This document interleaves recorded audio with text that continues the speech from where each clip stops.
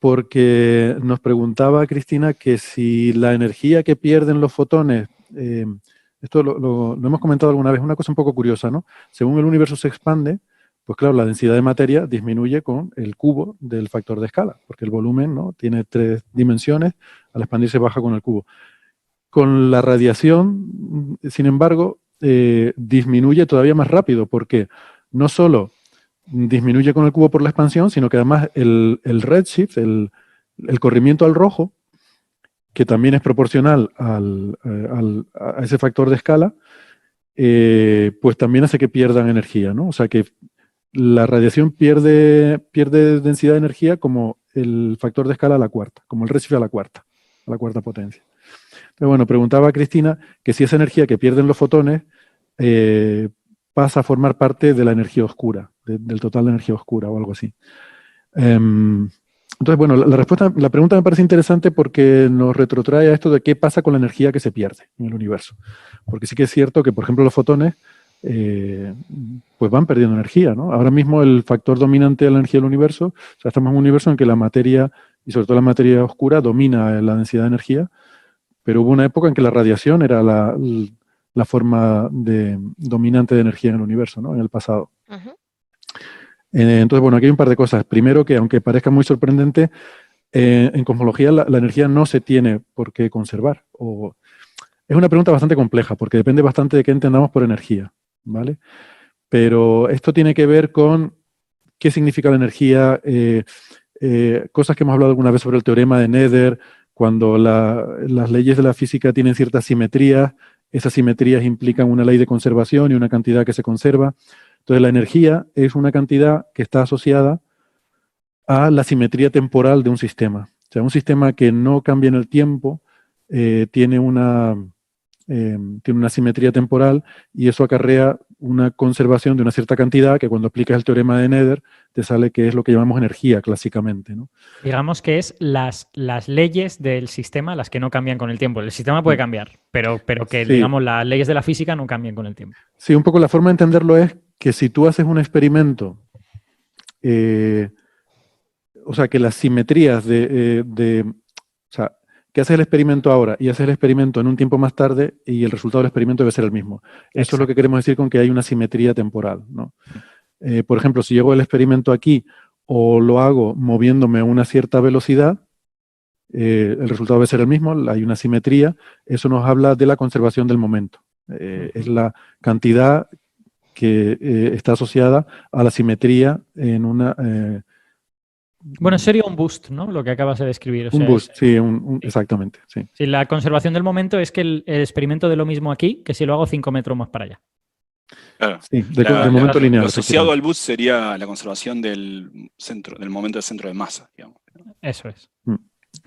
Sí, la conservación del momento lineal, al fin y al cabo, es lo que te dice. Bueno, pues eso no ocurre cuando tú estudias el universo como un sistema global, porque no es lo mismo que yo haga un experimento ahora que en una etapa posterior de la evolución del universo. Porque hay una cosa muy relevante que ha cambiado, que es la geometría, el espacio-tiempo, porque el universo se expande. Hay una expansión. Sí. No obstante, quizá vale aclarar que no deja de ser cierto, que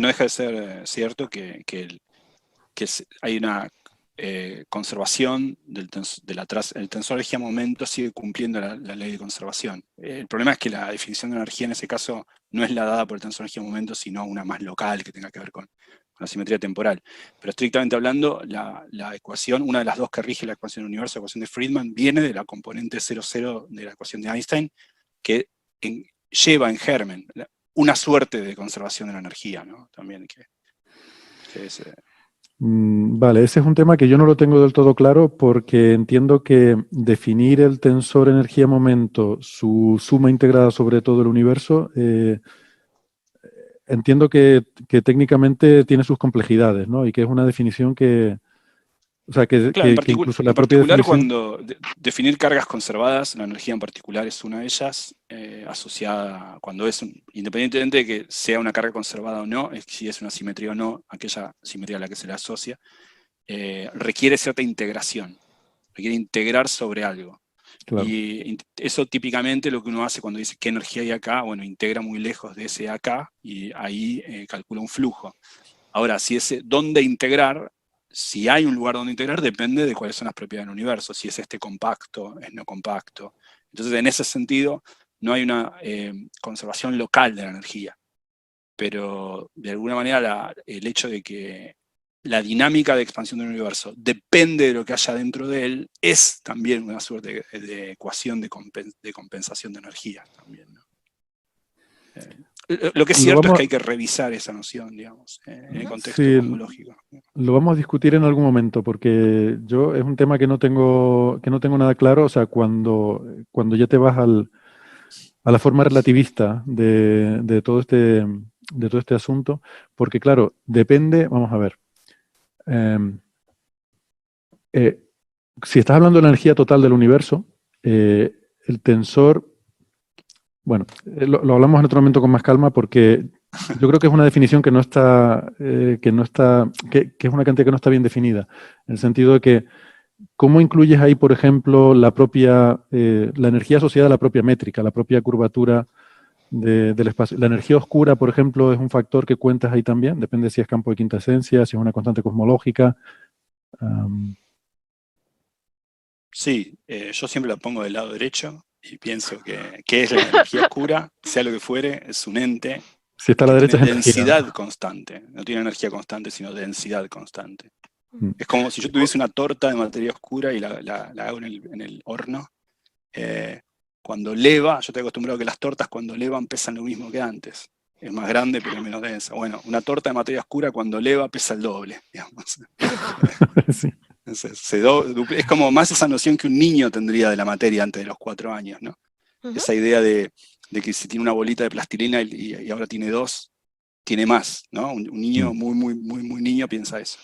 Esa noción de que si las cosas son más grandes, bueno, en la materia oscura es así, realiza la intuición. La energía oscura. La energía oscura, perdón. Realiza la intuición más infantil de todos, ¿no? Si tengo el doble, pesa el doble, digamos. Eso. Así de extraño es, digamos, pero es una materia al fin, digamos. Qué bueno. Vale. O sea, ¿puedes definir esa cantidad de energía total de forma que sea independiente del sistema de referencia? Bueno. No sé, no, bueno. porque es cierta componente de un tensor, ¿no? El T00. Exacto. Entonces uno hay un invariante, pero que no es solamente la densidad de energía, digamos, ¿no? Vale, por eso te digo que creo que el asunto es complejo, pero bueno, en cualquier caso, la razón por la que la pregunta me parecía curiosa es porque una vez lo estuve mirando y resulta que se parece mucho la cantidad de energía perdida por los fotones desde que se produce el fondo cósmico de microondas hasta la actualidad, se parece mucho a la cantidad de energía oscura que hay en el universo en la actualidad. ¿Vale? En orden de magnitud, es una similitud de orden de magnitud. A ver, la diferencia creo recordar que era un factor 30 o algo así cuando estuve mirando esto.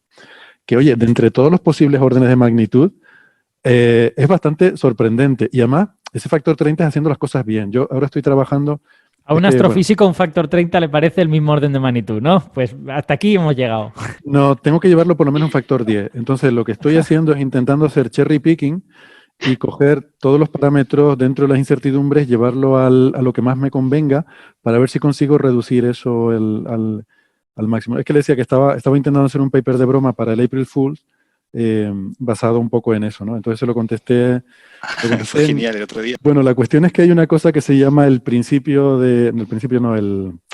Cosmic Coincidence Problem, el problema de la coincidencia cósmica, que es que resulta que se da la circunstancia que vivimos en una época del universo, que esto no ha sido siempre así, pero ahora vivimos en una época en la que la cantidad de energía, ¿cómo era?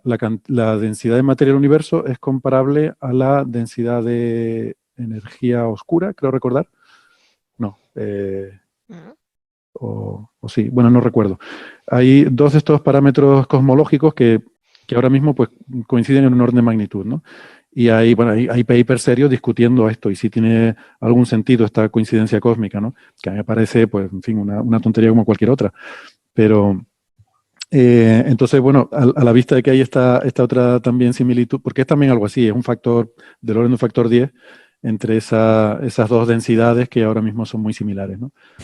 Y Entonces, pues se me ocurría plantearlo así, como que esto es un second cosmic coincidence problem, ¿no? La coincidencia entre la energía perdida por los fotones del fondo de microondas y la ganada por la energía oscura.